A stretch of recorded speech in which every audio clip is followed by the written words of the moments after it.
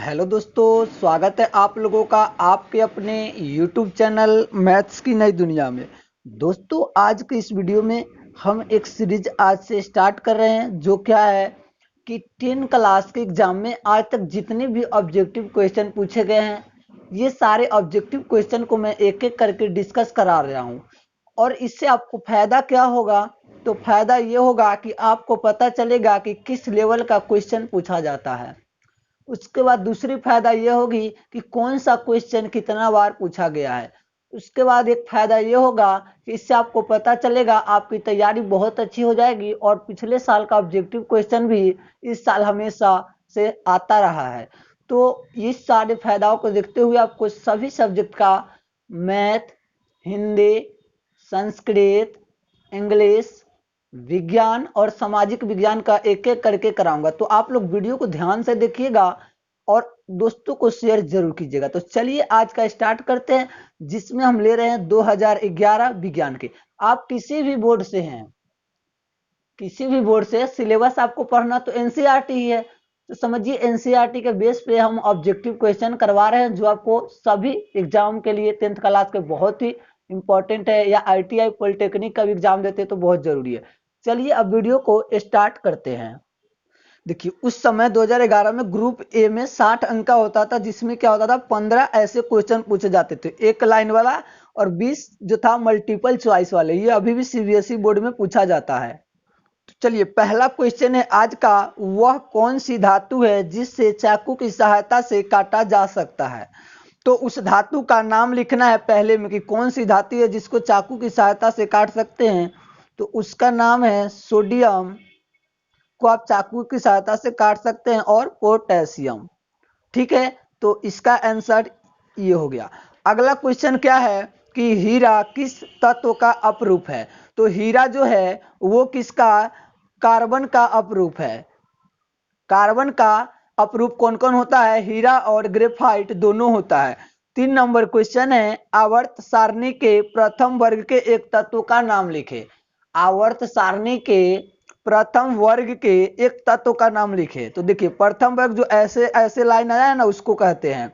इसकी संख्या कितनी है पहले ये जान लीजिए। वर्ग की संख्या 18 है, आवर्त की संख्या कितना है, 7 है। एक तत्व का नाम लिखना है तो एक तत्व सबसे ऊपर कौन होता है, हाइड्रोजन। तो यही इसका आंसर हो गया। अगला क्वेश्चन है कि निम्नलिखित को संतुलित करें। चलिए इसको हम अगले वीडियो में संतुलित करेंगे, आपको बताएंगे तो जल्दी समझ में नहीं आएगा। यहाँ सीधा आप 6 रख दीजिएगा तो ये संतुलित हो सकता है, और यहाँ पे 3 रख दीजिएगा। तो अगला क्वेश्चन देखिए, लोहा ऑक्सीजन से संयोग करके क्या बनाता है।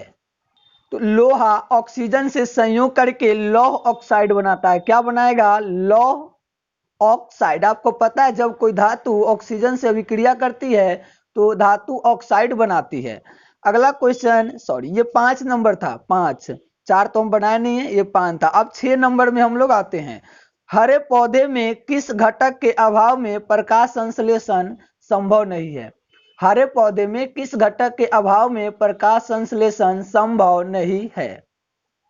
तो प्रकाश संश्लेषण के लिए क्या क्लोरोफिल रहना बहुत ही जरूरी है। क्या, क्लोरोफिल। क्लोरोफिल के कारण ही क्या होता है, पत्ती हरी होती है। अगर ये नहीं रहेगा तो प्रकाश संश्लेषण की प्रक्रिया नहीं होगी।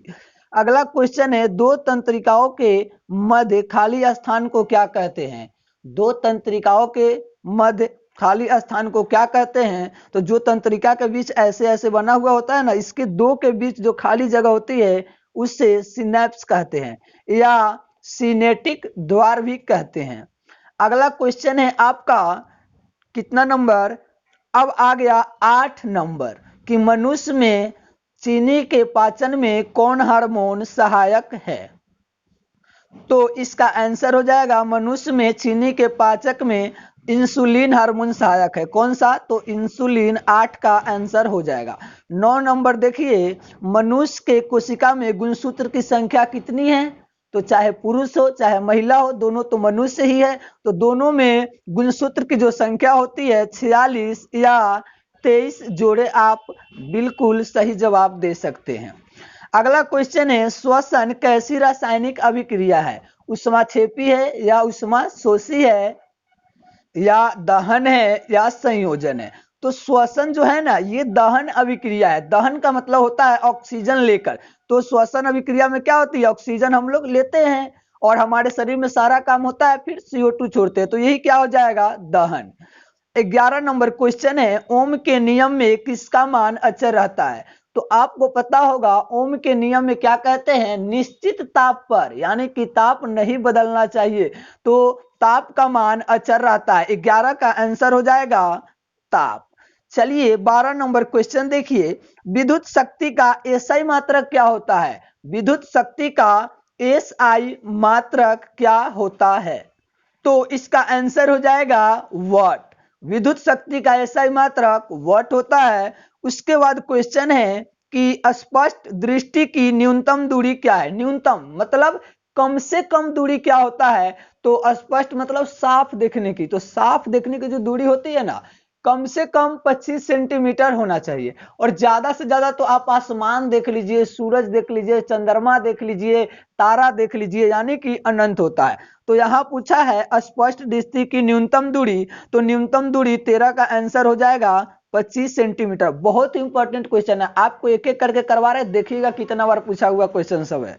बायोगैस का प्रमुख घटक क्या है, तो बायोगैस का प्रमुख घटक जो है मीथेन होता है। क्या होता है दोस्तों, मीथेन। मीथेन का सूत्र होता है CH4। ये एल्केन फैमिली का है और एल्केन का सूत्र क्या होता है, CnH2n+2। एल्केन का इसको छोड़ दो तो एल्किन का, और 2 घटा देते हैं तो एल्काइन का। अगला क्वेश्चन, वन संरक्षण का एक प्रमुख उपाय बताइए। तो वन संरक्षण कैसे होगा, देखिए वन तो है, बुढ़ा होगा वन तो वो लकड़ी खराब होगा ही, खराब होगा तो गिरेगा ही, मतलब उसके बाद सड़ ही जाएगा। तो इसका क्या है सबसे अच्छा विधि कि पुनर्रोपण किया जाए।